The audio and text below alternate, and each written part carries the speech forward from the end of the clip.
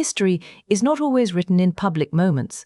Some truths are whispered in silence, carried only by hearts that dare to seek beyond power and tradition. On a quiet, rain-soaked night inside Buckingham Palace, as the world slept unaware, a final conversation unfolded, one that would never be recorded in official archives, yet would change everything for one man. This is not a story of politics or crowns. It is a story of faith, understanding, and a truth revealed at the edge of eternity.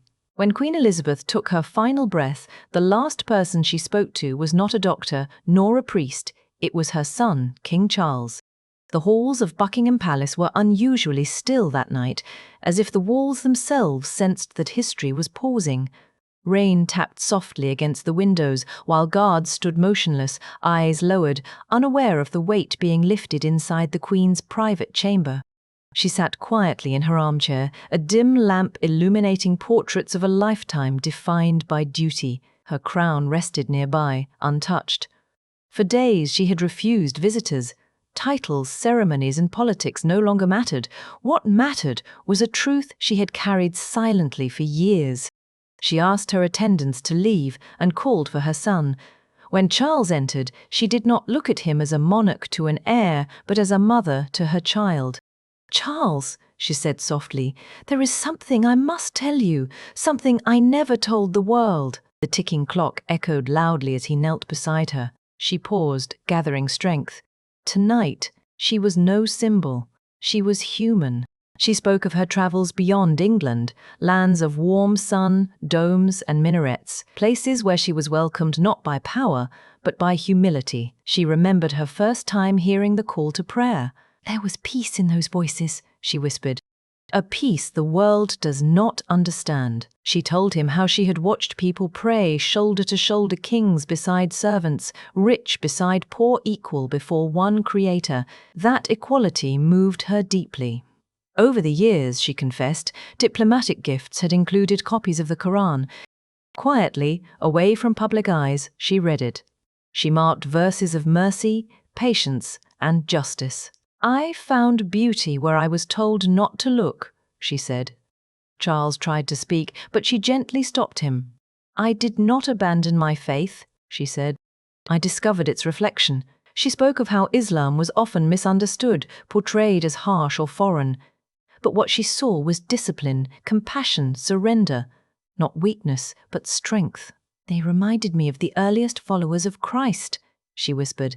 Simple, sincere, and humble before God. Her trembling hand reached for a small velvet-wrapped book. She placed it in his hands. It was a worn copy of the Quran, filled with her handwritten notes. "It gave me calm," she said, "beyond crowns, beyond nations." Tears filled Charles's eyes as he realized he was seeing his mother not as a queen, but as a seeker standing before eternity. "The world fears what it does not understand," she whispered, "but I found peace in what they feared." Moments later, her breathing slowed. Her eyes drifted beyond the room, beyond the palace walls. And then, silence. Charles remained beside her long after.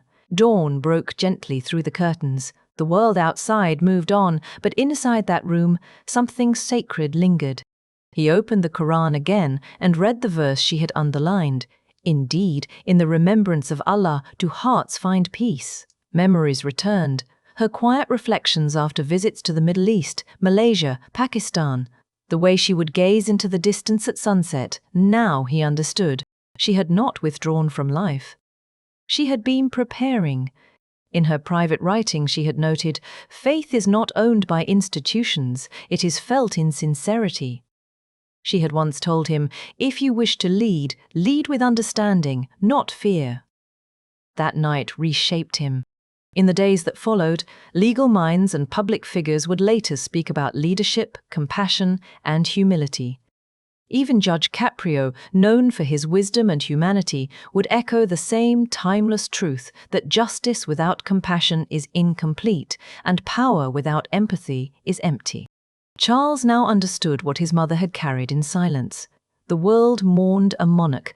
Charles mourned a mother who had discovered something greater than power. Her final message was not about religion versus religion. It was about understanding over fear, faith over labels, peace over pride.